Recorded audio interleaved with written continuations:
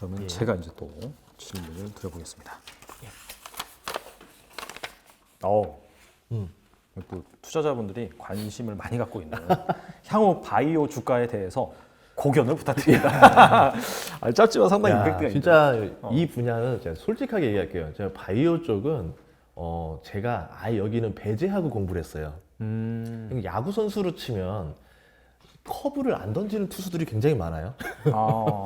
왜 그러냐면은 배우기도 어렵고 구사하기가 어렵기 때문에 차라리 나는 그 시간에 슬라이더를 배우겠다, 체인지업을 배우겠다 이런 쪽이라 저도 정해진 시간에 있는 사람이라 아예 바이오 쪽은 완벽히 배제를 했던 사람이라서 뭐 제가 고견을 드릴 만한 게 없는 것 같아요. 다만 저도 공부하려고 열심히 이제 뭐 바이오 기자님들 만나서 이야기를 해보고 해봤더니 결론이 뭐였냐면 공부할 양이 굉장히 많다라는 거. 엄청 많죠. 네, 그것도 업종으로 공부하는 게 아니라 개별 기업 단위로 다 따로따로 공부를 해야 되고 그 공부를 했다고 해서 이게 내가 수익이 확실하게 보장되지 않는다라는 점.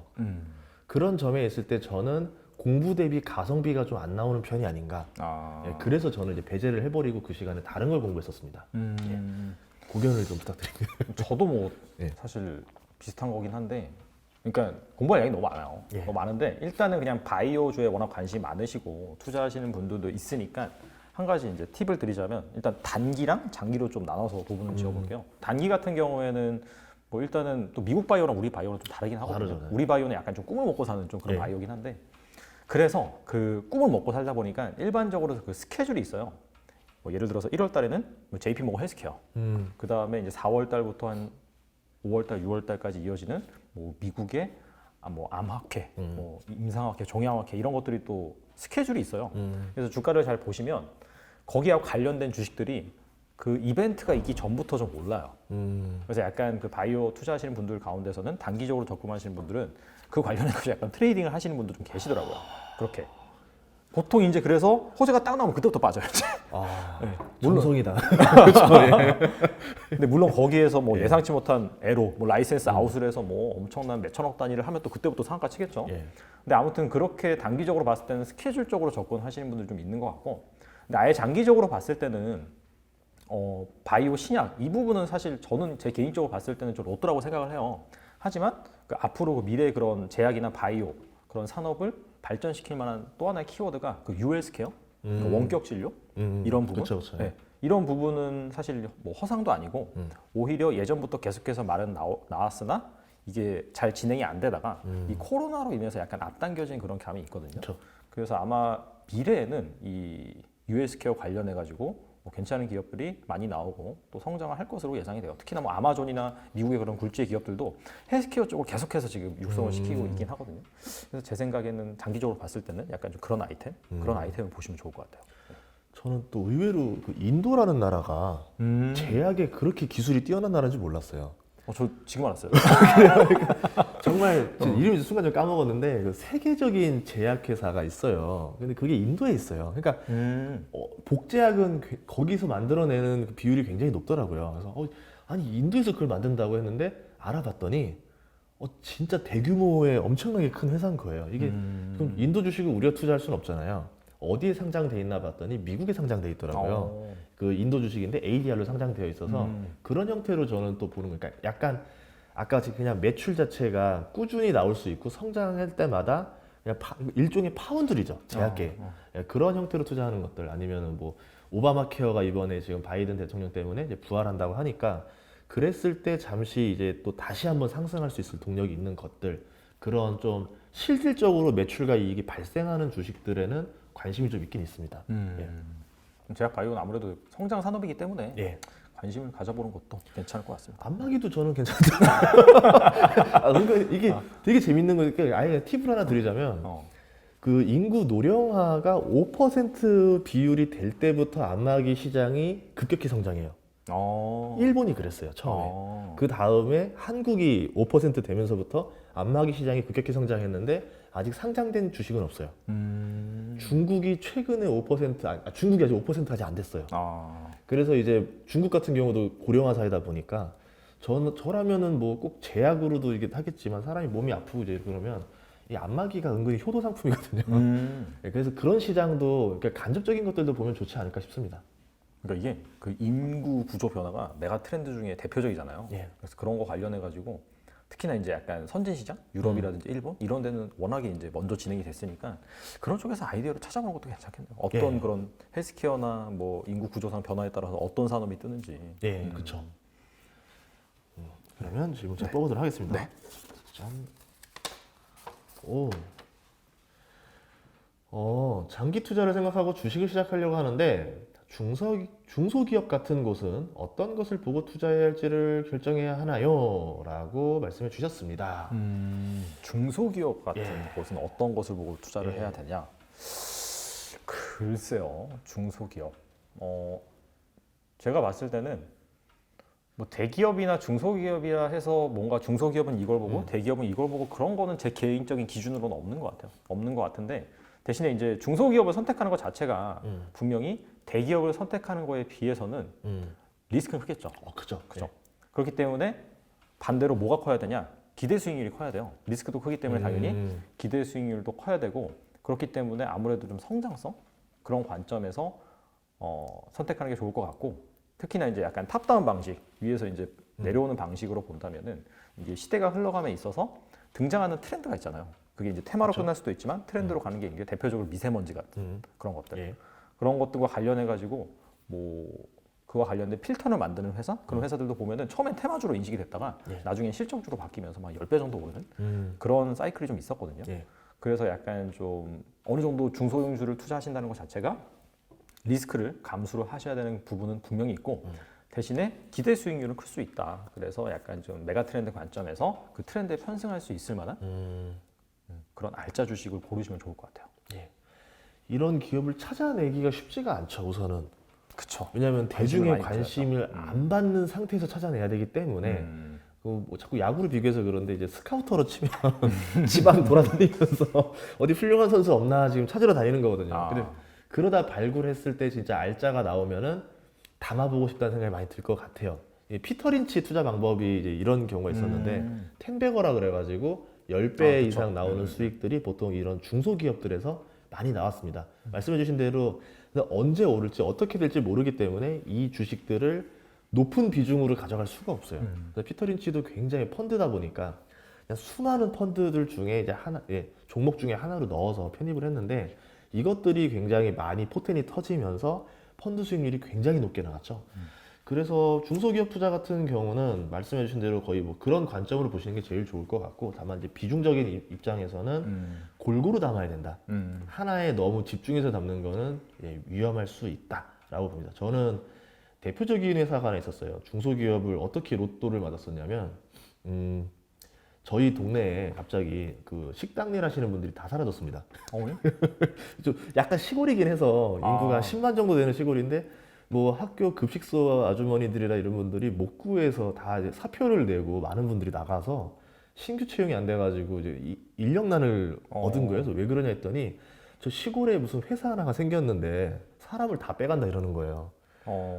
대체 어떤 중소기업인데 사람들을 이렇게 데려갈까? 식당에 일하실 분들을 데려갔다는 거는 그 밑에 예하 직원이 얼마나 많이 필요하길래 그럼 이 회사는 급격히 성장하는구나라고 해서 이제 근처에서 가봤더니 크더라고요. 그때가 딱 그거였었던 것 같아요. 이제 반도체가 치킨 게임이 끝나고 급성장하는 그 단계에 있었던 거예요. 그걸 보면서 이제 이렇게 느꼈던 거죠. 그러니까 중소기업이라 했을 때는 눈으로 보고 무언가 내가 확신을 얻을 수 있을 만한 정보들을 얻은 다음에 그때 들어가야 된다. 좀 더 많이 세부적으로 보셔야 되고요. 제일 중요한 것 중에 하나가 중소기업은 CEO의 리스크가 굉장히 큰 것 같습니다. 맞아요. CEO 잘 봐야 돼요. CEO가 도덕적인 사람인지가 1번이고요. 능력 있는 사람인지는 2번입니다. 둘 다 있어야 되겠지만 둘 중에 하나라도 없으면 투자 안 하는 게 좀 낫지 않겠느냐. 저는 이제 그렇게 생각을 합니다. 알겠습니다. 예. 네, 이게 사실 10개 다 끝난 것 같거든요. 다 지금. 끝났죠? 다 끝난 것 같은데 이걸 3배수로 넣은 거죠? 1시간 정도 했는데 이 정도만 해도 될까요? 한 번만 더 할까? 아니면 알겠습니다. 하나씩만 할까요? 좋습니다. 좋습니다.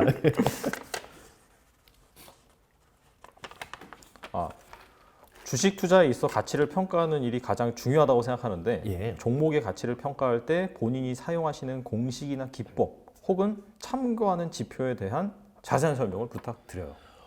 오, 이분은 되게 질문 좀 예리하신 분이네요. 예, 예리하신 분이네요. 아이디 외워두려고요.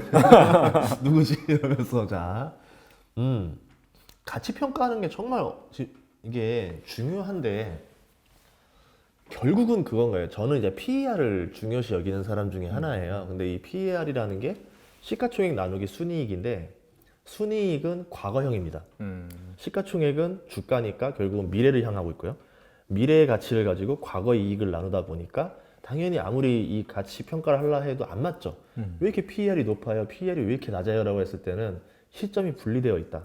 그래서 저는 되게 중요시 여기는 게 결국은 이 기업의 순이익을 미래로 당겨버려요. 미래 순이익이 얼마냐를 측정하는 일들인데 근데 문제는 뭐냐면 벤저민 그레임이 했던 말들 중에 하나인데 이걸 어떻게 구하냐라는 거죠. 아무런 변수가 없다라는 가정하에는 구할 수가 있어요.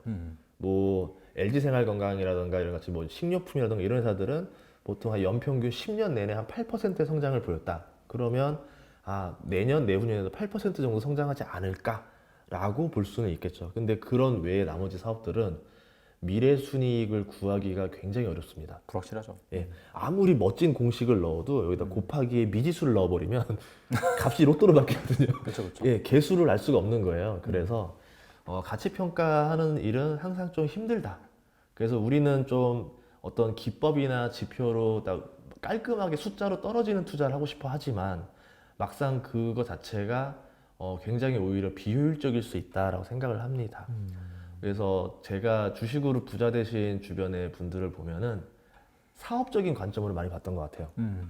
아까 말씀하신 대로 탑다운 쪽으로 보면서 이 사업 돈 되겠다. 근데 이 회사 괜찮다. 사장 되게 멋지다. 그리고 회사 재무 봤더니 튼튼하고 나쁘지 않을 것 같다. 이런 상황을 봤더니 크게 손해보지 않을 것 같고 앞으로 성장성이 굉장히 기대가 된다. 그리고 주가가 아직 비싸지 않다. 그때 보통 들어가더라고요. 그런 관점으로 가는 게 좀 더 낫지 않겠는가.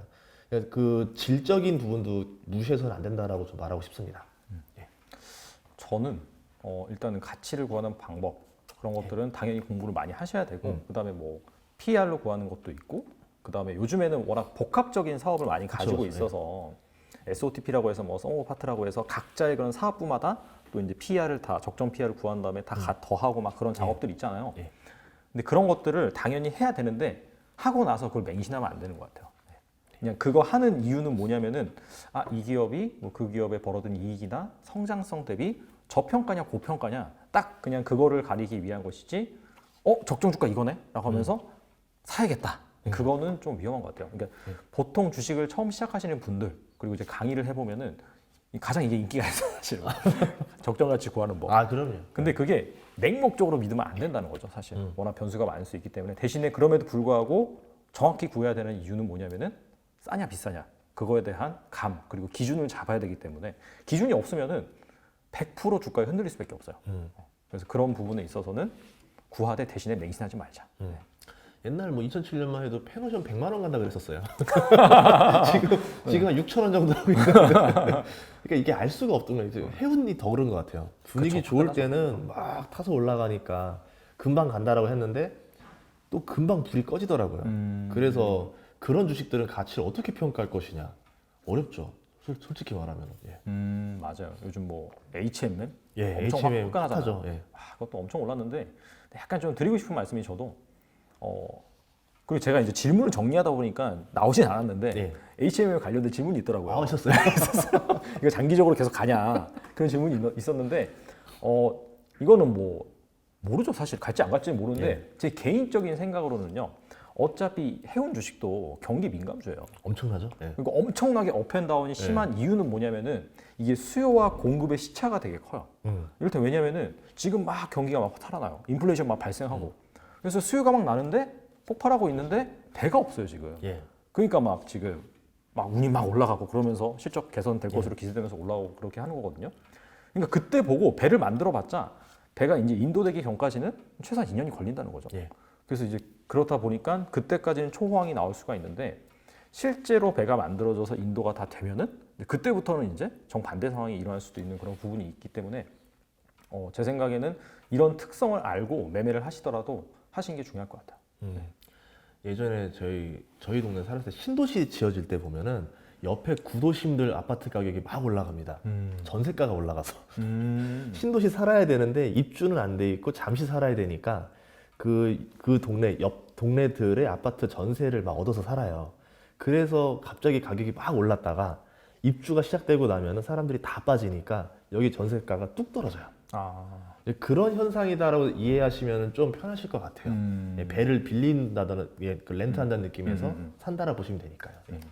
그러니까 아무튼 좀 그런 특징을 좀 잘 알고 예. 들어가실 필요는 있을 것 같아요. 아유, 아유, 고생하시네. 그리고 뭐 예, 클로징 할까요? 클로징 해야죠. 아, 클로징 해야죠. 예. 네, 오늘 또 이렇게 전인구 작가님 모시고 여러분들이 궁금해하는 질문 원래 10가지만 하려고 했는데 하다 보니까 삘 받았어요. 하나 더 하고 싶어서 하나 더 했습니다. 네, 마찬가지로 그분께도 이제 책 발송해 드릴 거고요. 또 이렇게 나와주셨는데 마지막으로 또 이렇게 보시는 분들한테 할 말씀 해주시죠. 네, 정말 주식으로 저는 이렇게 생각해요. 돈 버는 방법은 굉장히 여러 가지가 있다. 그리고 이제 그리고 내가 가장 잘할 수 있는 방법으로 돈을 버는 방법이 가장 확률이 높은 투자가 될 것이다 생각을 합니다. 그러기 위해서는 공부를 많이 하고 경험을 한 다음에 자신의 강점을 살려서 투자를 하시면 좋을 것 같고요. 여기 이제 달란트 투자의 구독자 여러분들 다 부자 되시길 바라겠습니다. 예, 고생하셨습니다. 네, 예. 오늘 나와주셔서 감사합니다. 고맙습니다. 예.